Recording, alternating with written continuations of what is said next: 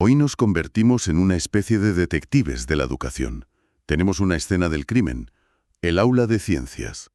Vaya planteamiento. Y la víctima, me temo, es la curiosidad de miles de estudiantes.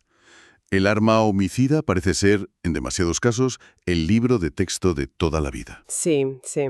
Los informes que manejamos describen las clases de ciencias como densas, anticuadas. Y para que engañarnos, mortalmente aburridas. Es un caso claro, sí. Hay una crisis de interés en toda regla. Pero a ver, nuestra investigación de hoy no es para regodearnos en el problema, No, claro. sino para analizar las soluciones, porque algo se está moviendo. Hay un cambio de paradigma total en marcha. ¿A qué te refieres con cambio de paradigma? Pues a pasar de esa idea de formar solo a futuros científicos de élite, a un objetivo mucho más ambicioso, conseguir una alfabetización científica para todo el mundo. Exacto. Nuestra misión es seguir las pistas de esas nuevas metodologías que están básicamente resucitando a la víctima. Me gusta la metáfora. Vamos a examinar cómo se puede hacer la ciencia más atractiva, más conectada con el mundo real, y nos centraremos en un enfoque del que se habla mucho, el llamado Ciencia, Tecnología y Sociedad, o CTS. Vamos a ver de qué va todo esto. Pues empecemos por el principio de toda investigación, analizar el modus operandi del culpable. ¿Qué es lo que falla en el modelo tradicional? A ver, ¿por dónde empezamos? El primer problema es la sobrecarga. Los currículos son una lista interminable de temas, muchos de ellos completamente desfasados, que tienen poquísima relación con la vida de los chavales. Claro, y eso hace que lo vean como un muro de datos difíciles y aburridos. Además, hay un contraste brutal entre la ciencia del libro, Sí, que parece sacada de un museo, y la tecnología que usan cada día en sus móviles, que parece del futuro. Hay una desconexión total. total. Y a eso súmale que, a menudo, la ciencia se presenta como una colección de descubrimientos de genios solitarios. Newton y la manzana, Arquímedes en la bañera. Justo. Se ignora por completo que la ciencia real es un caos de trabajo en equipo, de colaboración entre disciplinas y, sobre todo, que no ocurre en una burbuja. Es que enseñamos biología como si todos los alumnos fueran a ser biólogos, y física como si todos fueran a ser físicos. Les metemos conceptos súper técnicos que no van a usar en la vida. Y lo que es peor, no es solo que les enseñemos como a futuros biólogos, es que les enseñamos la biología de hace 50 años. Les estamos preparando para un futuro que ya no existe. Uf, dicho así suena terrible. El resultado es una imagen de la ciencia no solo falsa, sino increíblemente poco atractiva. Un conjunto de verdades absolutas y cerradas en lugar de lo que realmente es. Un proceso dinámico, caótico y fascinante de hacerse preguntas. Vale, diagnóstico claro. El modelo tradicional está obsoleto. Hablemos entonces de la alternativa, de ese nuevo horizonte, la alfabetización científica. Ajá.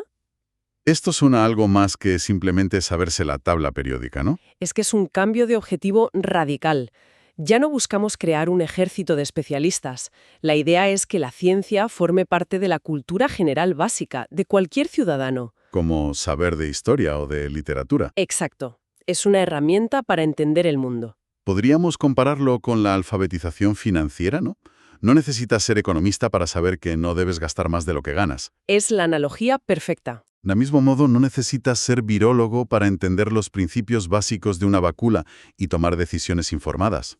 Es que es eso. El propósito es que la gente pueda participar en los debates que nos afectan a todos. El cambio climático, los transgénicos, la inteligencia artificial. Conversaciones que ya están aquí. Y para participar de forma crítica necesitas unas herramientas mínimas. Un conocimiento accesible que te permita evaluar argumentos y no dejar que te la cuelen. Y aquí es donde entra en juego el enfoque Ciencia, Tecnología y Sociedad, el CTS, que es como el gran movimiento que agrupa todas estas ideas. Exacto. Hay otros nombres como ciencia para la ciudadanía o ciencia para todas las personas, pero en el fondo todos apuntan a lo mismo. ¿A qué exactamente? A sacar la ciencia del pedestal y bajarla al barro de la vida real. La propuesta es dejar de vomitar datos y empezar a plantear la clase como una actividad abierta, creativa, casi como un taller de investigación guiado por el profesor. Vale, pero ¿cómo se come eso? ¿En qué se traduce en el día a día del aula? Pues mira, se trata de que los chavales dejen de ver la ciencia como una lista de respuestas correctas en un examen. ¿Qué es lo que es ahora mismo? Ujú. Y empiezan a verla como un juego de detectives donde aprenden a hacer las preguntas correctas. Se les anima a inventar sus propias hipótesis, a diseñar estrategias para resolver problemas en lugar de solo aplicar una fórmula que han memorizado. Y a analizar los resultados, supongo. Y sobre todo a analizar los resultados y ver cómo se aplican en el mundo real, con todas sus complejidades. Suena a que las clases tienen que ser mucho más movidas. Me imagino debates, proyectos en grupo, simulaciones. Totalmente. Se trabaja con problemas abiertos que no tienen una única solución correcta, se montan juegos de rol, se organizan visitas a empresas o museos, se invita a especialistas al aula. Romper el muro del instituto. Justo. La idea es romper el muro entre el instituto y la sociedad, implicarles de forma activa. Aquí es donde quiero ver la chicha, porque la teoría suena genial, pero quiero ver cómo funciona en la práctica. He leído que una de las técnicas más curiosas es usar ideas absurdas como punto de partida. Sí, es una de mis favoritas. Es una herramienta potentísima. A ver, cuenta. Partes de una premisa que es un disparate total, pero le exiges al alumnado que la justifique y la desarrolle usando conceptos científicos de verdad. Espera. Cuando propones estas ideas absurdas, ¿no corres el riesgo de que los alumnos se queden con la broma y acaben trivializando la ciencia?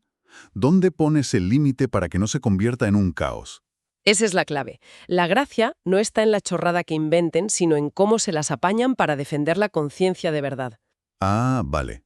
Lo realmente potente aquí es que se está enseñando a los alumnos a usar la imaginación no como un escape de la ciencia, sino como su principal herramienta. La creatividad deja de ser enemiga del rigor para convertirse en su motor. Ponme un ejemplo, que lo vea claro. Uno que funciona de maravilla en primero de la ESO es pedirles que imaginen adaptaciones absurdas de animales al cambio climático. Adaptaciones absurdas. ¿Sí? Por ejemplo, que diseñen salamandras que han desarrollado placas solares en la espalda para no depender de la comida. O plantas que han aprendido a volar para escapar de las sequías. Salamandras en placas solares me encanta. Pero no basta con la idea. Tienen que dibujar ese nuevo ser y justificar cada detalle. Claro. Si le ponen placas solares, tienen que conectarlo con lo que han estudiado sobre energía y sostenibilidad. Si la planta vuela, tienen que pensar en la aerodinámica. ¿Cómo serían sus alas, hojas modificadas y cómo despega? A lo mejor sus raíces funcionan como muelles. Les obliga a pensar. Les obliga a investigar y aplicar conceptos de evolución, adaptación y hasta de física de una forma que jamás olvidarían. Vale, lo pillo. Es una excusa para que apliquen la teoría. Hay otro ejemplo colaborativo que también parece muy divertido, el del animal fantástico. ¡Ay, cadáver exquisito! Es genial para trabajar en equipo.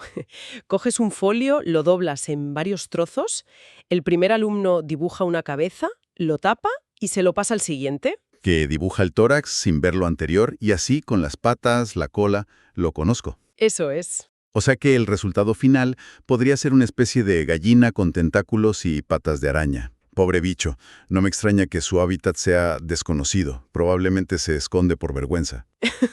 Exacto. El resultado suele ser una criatura surrealista. Pero ahí empieza el trabajo científico. Despliegan el papel, se ríen un rato y luego, en grupo, tienen que analizarlo.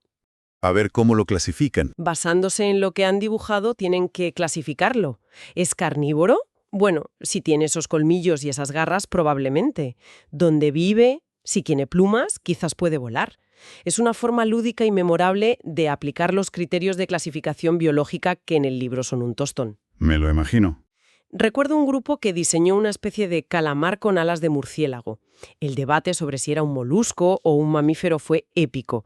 Y te aseguro que aprendieron más de taxonomía en esa hora que en todo el trimestre. Vale, lo de las salamandras y los bichos raros es genial para biología, muy visual.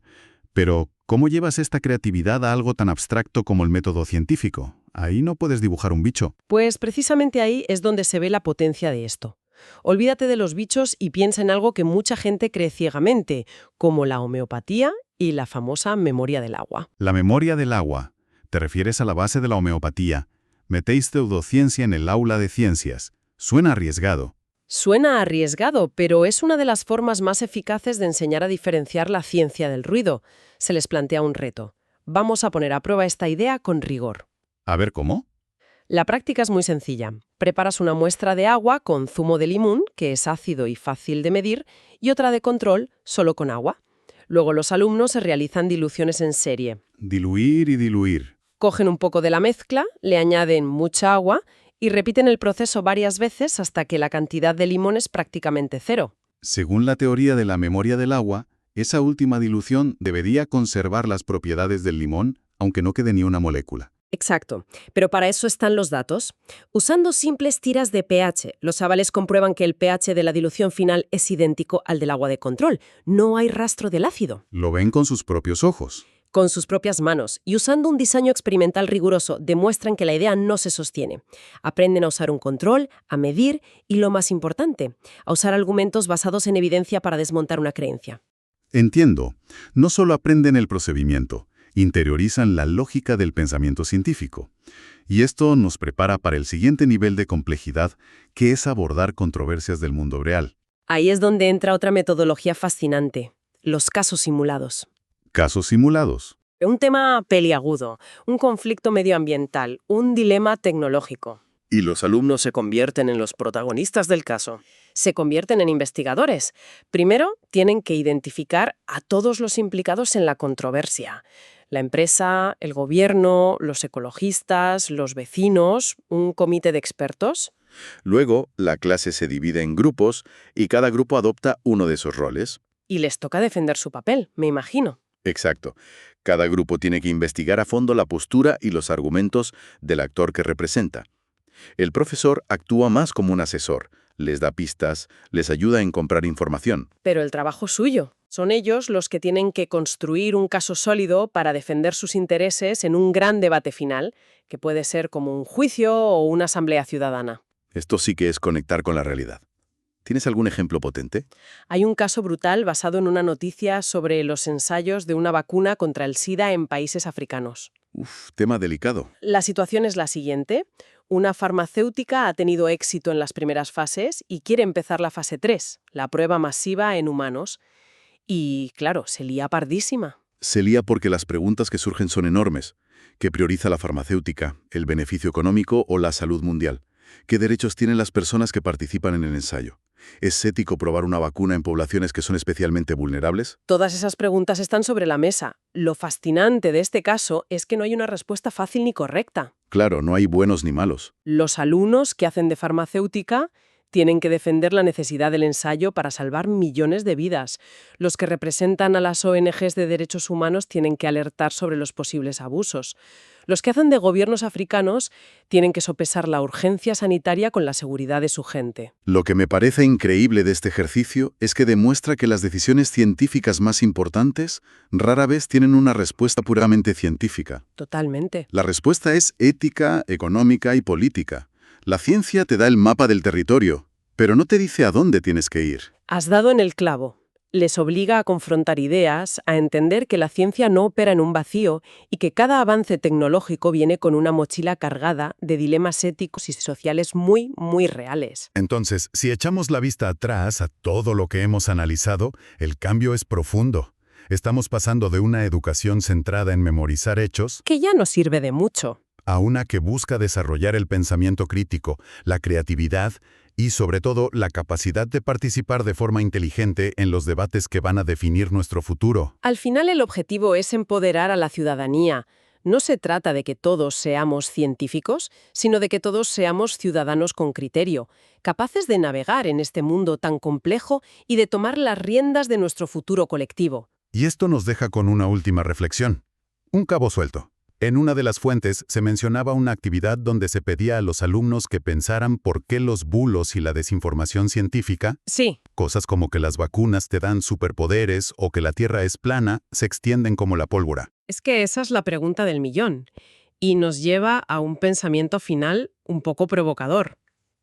A ver, En esta era en la que tenemos acceso a toda la información del mundo con un solo clic, ¿es posible que la habilidad científica más importante ya no sea conocer muchos datos, sino saber cómo evaluar la información y diferenciar la ciencia rigurosa del simple ruido? Es una buena pregunta. Y si es así, ¿cómo entrenamos esa habilidad? No solo en los chavales, sino en toda la sociedad.